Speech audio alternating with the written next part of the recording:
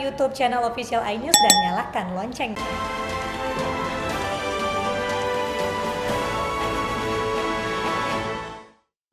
Pemirsa, polisi menemukan sejumlah bahan yang diduga berbahaya, dokumen, dan atribut dalam penggeledahan di bekas sekretariat FPI di Petamburan. Sementara itu, usai ditangkap, Munarman ditahan di Polda Metro Jaya.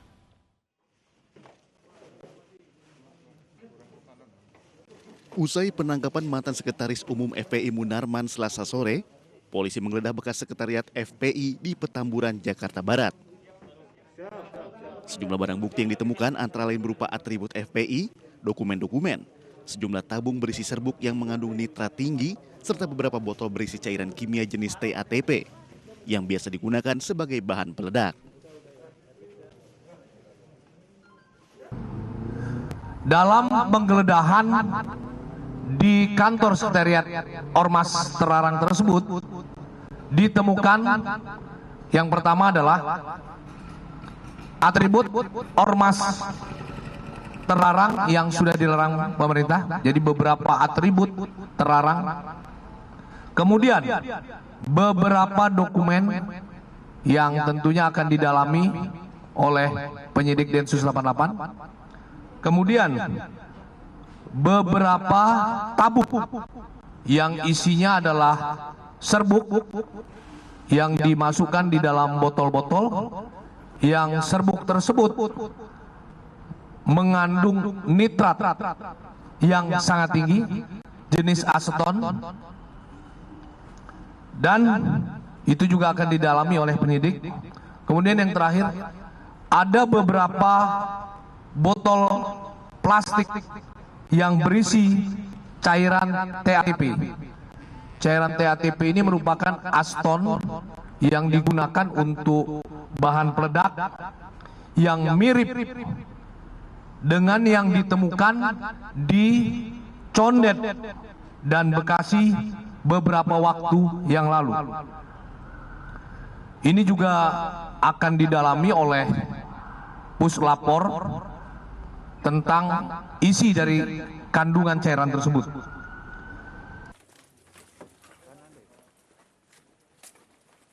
Setelah 6 jam digeledah, pintu gerbang bekas sekretariat FPI digembok dan diberi garis polisi. Hal ini guna menjaga keamanan selama proses penyelidikan masih berlanjut.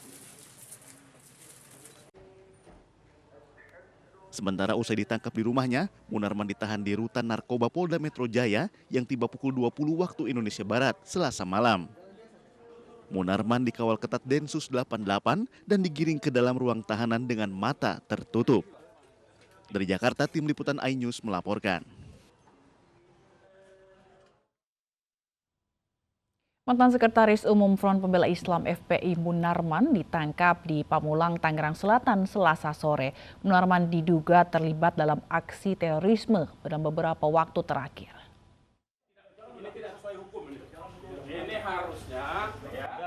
Pukul 15.35 Selasa sore, mantan Sekretaris Umum FPI Munarman ditangkap Densus 88 di perumahan Modern Hills, Cinangka, Pamulang, Tangerang Selatan.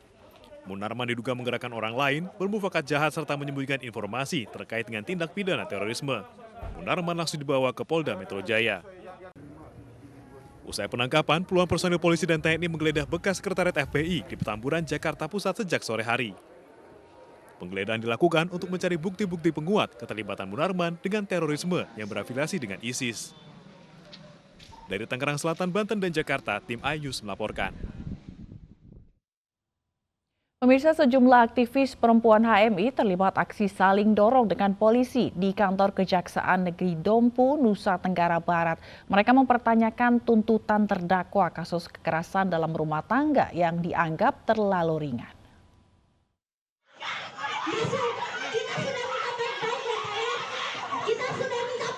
Aksi saling dorong antara polisi dengan aktivis perempuan HMI tidak dapat terhindarkan di kantor Kejaksaan Negeri Dompu, Nusa Tenggara Barat. Dalam aksinya, mereka juga menyodorkan uang kertas Rp2.000 sebagai bentuk protes. Para aktivis kecewa dengan ringannya tuntutan kasus KDRT terhadap terdakwa oknum anggota DPRD Kabupaten Dompu, Alfian, yang hanya selama 1 bulan penjara. Dan huruf D, penelantaran rumah tangga.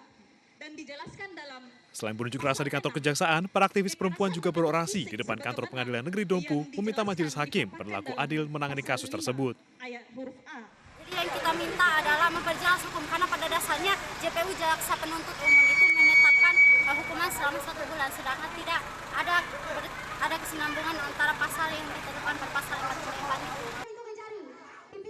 Menanggapi aksi ini, Pengadilan Negeri mengajak para aktivis hadir dan mengawal persidangan kasus KDRT yang melibatkan oknum anggota DPR di Kabupaten Dompu. Dari Dompu, Nusa Tenggara Barat, Adar Pangeran, iNews melaporkan.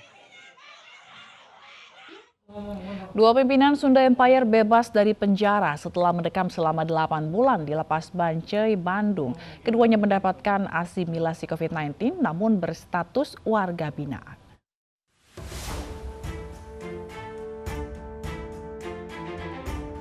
Rangga Sasama dan Nasri Bank sejak kemarin dijemput keluarganya setelah resmi mendapatkan asimilasi COVID-19. Kedua pimpinan Sunda Empire itu telah menjalani penahanan di Lapas Bancai selama 8 bulan. Keduanya menjalani penahanan sebagai warga binaan di rumah masing-masing.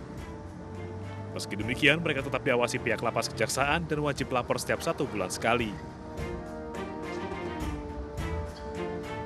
Pimpinan Sunda Empire, 2 orang atas nama Nasri Bang dan Rangga itu bukan bebas murni, tapi program asimilasi di rumah. Program pemerintah terkait dengan pencegahan pandemi di dalam lapas. Kedua warga binaan ini sebelumnya divonis 2 tahun penjara oleh Pengadilan Negeri Bandung. Mereka terbukti menyebarkan berita bohong dan membuat kegaduhan di masyarakat. Dari Bandung, Jawa Barat, Jupita Melana, iNews melaporkan. 2 kurir sabu di Surabaya, Jawa Timur ditangkap Satres Narkoba Polrestabes Surabaya. Saat akan ditangkap, salah satu pelaku ini sempat bersembunyi di plafon sebuah indekos.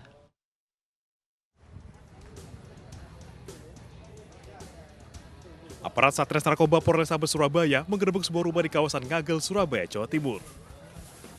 2 kurir sabu yang tengah menimbang barang haram tersebut pun ditangkap. Salah satu pelaku bahkan sempat bersembunyi di plafon rumah. Selain menangkap 2 pelaku, polisi juga menemukan 12 bungkus sabu dengan berat lebih dari 1 kg serta sejumlah timbangan elektronik. Kedua tersangka memiliki jaringan langsung dengan bandar sabu di Pamekasan. Barang yang didapatkan di ranjau dan baru diambil dari ranjauan itu pada saat kita melakukan penggerbekan, tersangka lagi memisah-misahkan barang tersebut. Ini jaringan mana? Jaringan Pamekasan. Kedua tersangka terancam hukuman 5 hingga 20 tahun penjara atau maksimal hukuman mati. Dari Surabaya, Jawa Timur, Sony Hermawan, iNews melaporkan. Badan Narkotika Nasional BNN memusnahkan 1,2 ton narkoba berbagai jenis di halaman gedung BNN Cawang, Jakarta Timur. Terdapat 50.000 butir pil ekstasi jenis baru ditemukan petugas yang diselundupkan melalui perairan Aceh.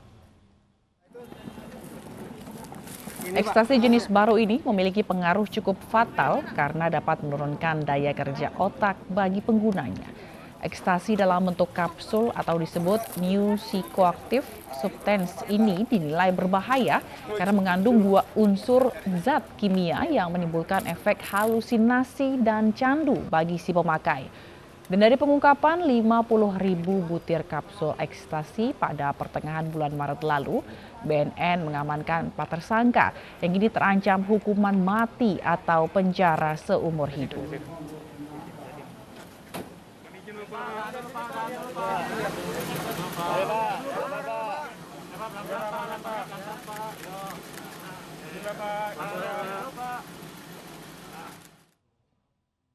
TNI Angkatan Laut pastikan akan evakuasi badan KRI Nanggala 402 di perairan utara Bali. Informasi selengkapnya akan hadir di jeda berikut ini.